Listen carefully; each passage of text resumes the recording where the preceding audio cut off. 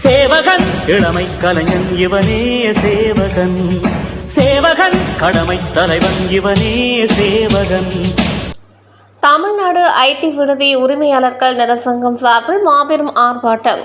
Tamil Nadu ID விடுதி உரிமையாளர்களின் கோரிக்கைகளான வணிக பயன்பாட்டில் உள்ள மின் கட்டணம் மாற்றம், சொத்து வரி மாற்றம், குடிநீர் கட்டணம் மாற்றம் ஆகியவை குறித்து மாண்புமிகு நீதியரசர் கிருஷ்ணன் ராமசாமி அவர்கள் அளித்த தீர்ப்பை அமல்படுத்த கோரியும், முகவரி இல்லாத கடிதங்களுக்கு முடிவு, கோலீவ் விடுதிகளுக்கு தடை ஆகியவை குறித்து தமிழ்நாடு ஐடி விடுதி உரிமையாளர்கள் நலசங்கத்தின் தலைவர் லயன் ஏ சீதாராமன் அவர்கள் தலைமையில் சென்னையில் ஆகஸ்ட் 3ஆம் தேதி காலை 9 மணி அளவில் மாபெரும் ஆர்ப்பாட்டம் நடைபெறவுள்ளது.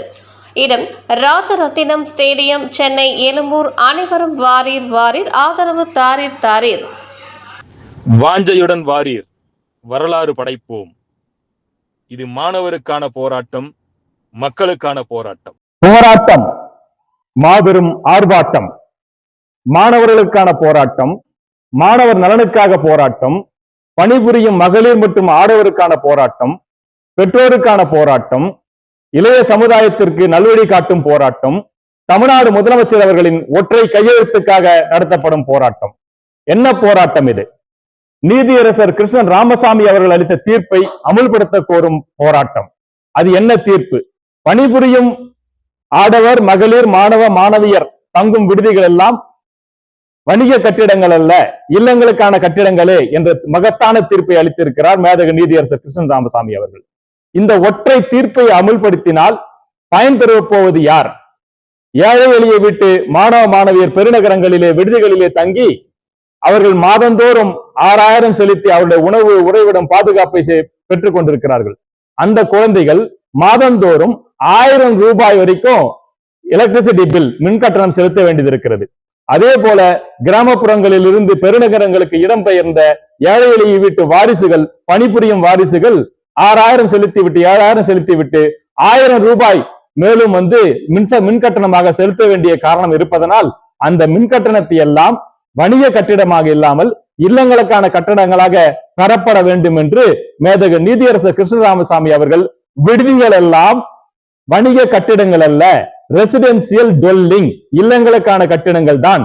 விடுதிகளில் அடிப்படை தேவைகளுக்காக விடுதிகளில் தங்கக்கூடிய மாணவ மாணவியர், பணிபுரியும் ஆடவர் மகளிர் பயன்படுத்தும் மின்சாரத்திற்கோ குடிநீருக்கோ அந்த கட்டிடத்திற்கோ வணிகத்திற்கான வரியாக இல்லாமல் இல்லங்களுக்கான கட்டணமாக மாற்றி வசூலிக்கப்பட வேண்டும் என்ற மிகப்பெரிய தீர்ப்பை அவர் அளித்தார்.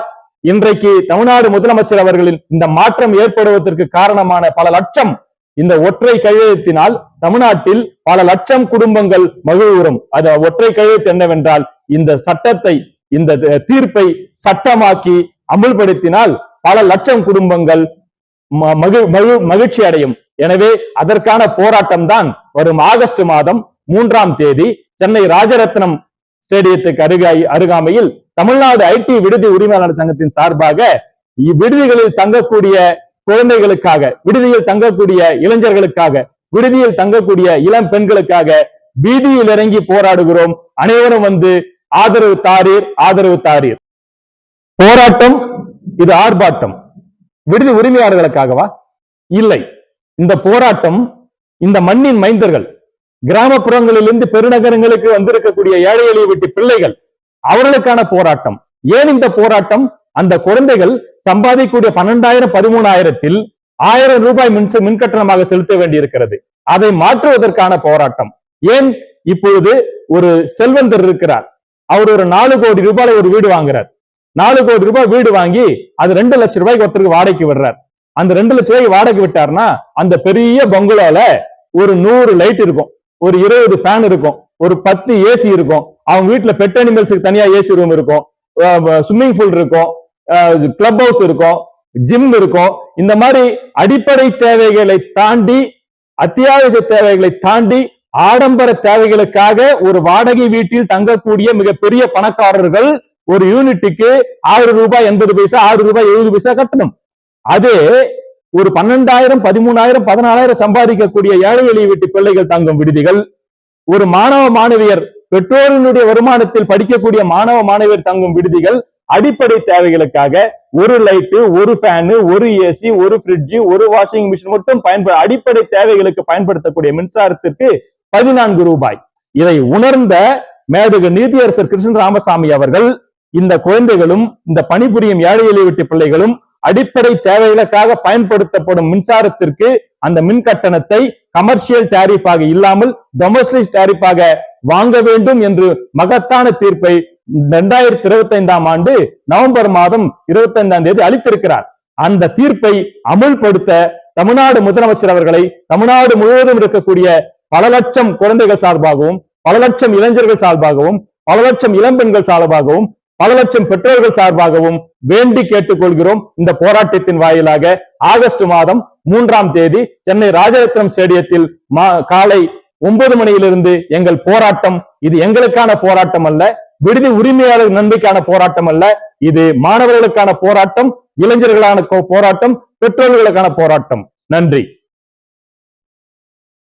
இன்றைக்கு தமிழ்நாட்டில் ஒரு மிகப்பெரிய கலாச்சாரத்திற்கும் பண்பாட்டிற்கும் பாரம்பரியத்திற்கும் மரபிற்கும் எதிரான ஒரு சூழ்ச்சி வலை பின்னப்பட்டிருக்கிறது. அந்த சூழ்ச்சி வலை என்னவென்றால் கோலீவ் எனப்படும் இருபாலர் தங்கும் விடுதிகள். இருபாலர் தங்கும் விடுதிகள் என்றால் என்ன? இது தமிழ்நாடு முழுவதும் இருக்கக்கூடிய பல பெற்றோர்களுக்கு தெரியாது. ஈவன் இங்கு சுற்று இந்த சமுதாயத்திற்கு தெரியாது. ஆனால் அந்த இளைஞர்களுக்கும் இளம் பெண்களுக்கும் மட்டும் தெரிந்த ஒரு விஷயம் இருபாலர் தங்கும் விடுதிகள் என்ற கோலி வாசல் என்ன? ஒரே அறையில் ஆணும் பெண்ணும் இணைந்து ஒரே அறையில் தங்கலாம். என்னுடைய கேள்வி எல்லாம், இதற்கு எந்த சட்டம் வழிவகுக்கிறது? இருபாலர் தங்கும் விடுதிகள், கோலி விடுதிகளுக்கு என்று இதுவரைக்கும் ஒரு சட்டமும் இயற்றப்படவில்லை. ஆனால் ஒரு 20 பேரோ ஒரு 30 பேரோ வச்சு ஒரு அம்மா சாப்பாடு செஞ்சு போட்டாங்கன்னா அவங்களுக்கு எல்லா சட்ட திட்டங்களும் உண்டு. அந்த பில்டிங்க்கு கார்பரேஷன்ல இருந்து பிளான் அப்ரூவல் இருக்கா, பில்டிங் அப்ரூவல் இருக்கா அப்படின்னு கேட்பாங்க. அதே மாதிரி சானிட்டரி இன்ஸ்பெக்டர் சானிட்டரி பான்னு கேட்பாரு. ஒவ்வொரு அதிகாரிகளும் ஒவ்வொன்னு இருக்குதான்னு சொல்லிட்டு அந்த 20-30 பேர் வச்சு ஒரு அம்மா, வயதான அம்மா, இல்ல வாழ்வாதாரம் இழந்த மகளிர், இல்ல பணி ஓய்வு பெற்ற முதியோர்கள், கைம்பெண்கள், திருநங்கைகள், வேலைவாய்ப்பு இல்லாத இளைஞர்கள், இந்த மாதிரி பல ஆயிரம் பேர் இந்த சர்வீஸ பண்ணிட்டு இருக்கிறாங்க. அவங்களுக்கு மட்டும் இத்தனை விதமான நெருக்கடிகளை கொடுக்கின்றது எல்லாரும், சமுதாயம் கூட. ஆனால் இந்த இருபாலர் தங்கும் விடுதிகள், அந்த ரூம்ல தங்குற ஆண் யாருன்னு தெரியாது, பெண் யாருன்னு தெரியாது. அந்த அவங்க அப்பா அம்மாக்கு அந்த பிள்ளைங்க எந்த ஹாஸ்டல்ல தங்குது, கோலி ஹாஸ்டல்ல தங்குறாங்களா, ஜென்யூனான நாங்க நடத்துற ஹாஸ்டல் இருக்கிறாங்களான்னு தெரியாது. ஆனால் இதை ஏன் யார்கிட்ட கேட்டாலும், எந்த அதிகாரிகிட்ட கேட்ட கோலிவா எங்க இருக்கு அப்படின்னு கேட்கிறாங்க. கோலிவா எங்க இருக்குன்னு கேட்கின்ற அனைவருக்கும் ஒரே கேள்வி, உங்களுடைய கூகுள் எடுங்கள். கூகுள்ல எடுத்து இருபாலர் தங்கும் விடுதிகள் நியர் மீ, கோலி ஹாஸ்டல்ஸ் நியர் மீ என்று போடுங்கள். பல ஆயிரம் விடுதிகள் இருக்கின்றன. இதனால் என்ன நடக்க போகிறது என்று கேட்கிறீர்களா? கடந்த மாதம் ஹைதராபாத்திலே ஒரு கோலி விடுதியில நடந்த விஷயம். வீக்கெண்ட் பார்ட்டி, வெள்ளிக்கிழமை இரவு, உலகில் இருக்கக்கூடிய மிக கொடூரமான போதை வஸ்துக்கள், தடை செய்யப்பட்ட போதை வஸ்துக்கள் எல்லாம் வெள்ளிக்கிழமை இரவும் சனிக்கிழமை இரவும் பரிமாறப்பட்டு அந்த குழந்தைகளை நாசப்படுத்தி கொண்டிருக்கிறது கோலி. ஹைதராபாத்தில் அப்படி என்றால் தமிழ்நாட்டில் எப்படி இருக்கும்? இங்கும் அதே நிறுவனங்கள் கோலி விடுதிகளை நடத்துகின்றன. ஹைதராபாத்தில் நடத்துகிற நிறுவனங்கள் மும்பை, பெங்களூர், நொய்டா, டெல்லி போன்ற பெருநகரங்களில் நடத்தக்கூடிய கார்ப்பரேட் நிறுவனங்கள் தான் இன்று தமிழ்நாட்டிற்கு வந்திருக்கின்றன. தமிழ்நாட்டில் இப்போது பல ஆயிரம் கோலி விடுதிகள் இருக்கின்றன.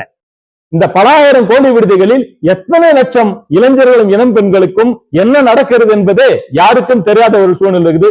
பெற்றோரே விழித்துக் கொள்வீர். அதனால்தான் ஆகஸ்ட் மாதம் 3ஆம் தேதி சென்னை ராஜரத்னம் ஸ்டேடியத்துக்கு அருகாமையில் தடை செய் கோலி தடை செய் என்று போராடுகிறோம். பெற்றோர்களே பறந்து வாரீர். உங்கள் எதிர்கால இந்திய சமுதாயத்தையும் உங்கள் குழந்தைகளையும் காப்பாற்ற வேண்டும் என்றால் கோலி தடை செய்யப்பட வேண்டும்.